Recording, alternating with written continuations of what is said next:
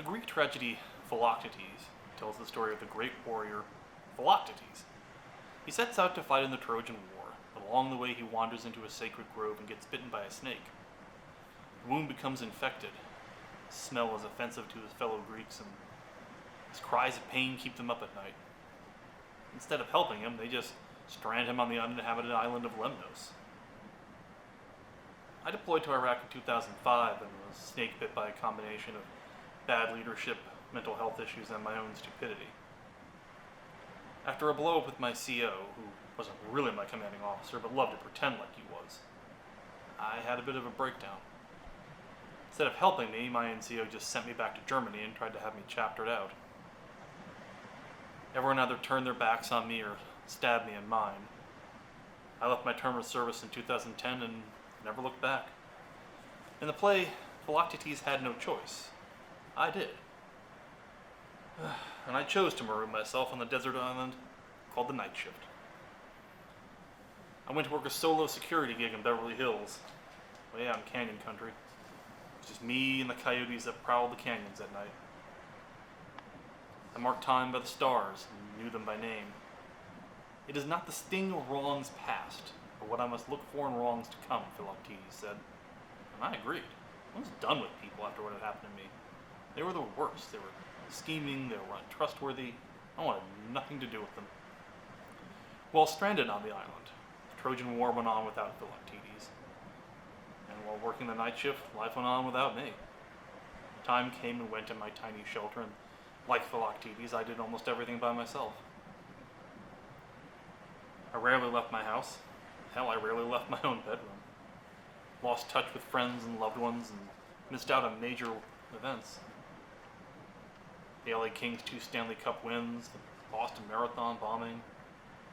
I'm not even sure I voted in the 2012 presidential election. Like Philoctetes, I became a kind of vaporous shadow, a mere wraith.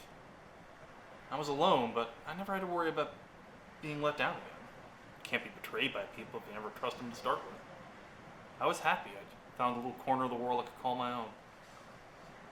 10 years after stranding Philoctetes on Lemnos, fellow Greek Neoptolemus arrives to persuade Philoctetes to rejoin the war.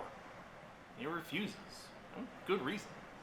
Feeling of betrayal and abandonment is too much for him to overcome.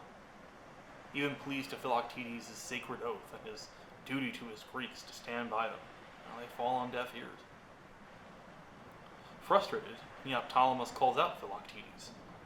He tells him, "Men that cling willfully to their suffering as you do, no man may forgive nor pity." That line from the play really stuck to me, because, well, that was me. I clung to my suffering, and I'd use it as an excuse to cut myself off from the world. I wrapped my sense of betrayal around me like a warm blanket.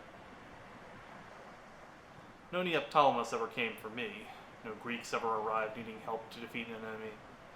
There were no grand schemes to win me back, or take me back to the world.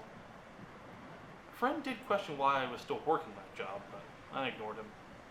And I worked that night shift for 3 long years. In the play, it takes the ghost of Hercules to finally persuade Philoctetes to leave the island and rejoin his fellow Greeks. It's a classic example of Deus Ex Machina. I had my own Deus Ex Machina. I got fired from that job. I had no choice but to leave my island and rejoin the world of the living. The wound is still there. The scar tissue never really heals, but with counseling and the help of friends, I've come back. Farewell, Lemnos, sea encircled. Blame me not, but send me on my way with a fair voyage to a better destiny.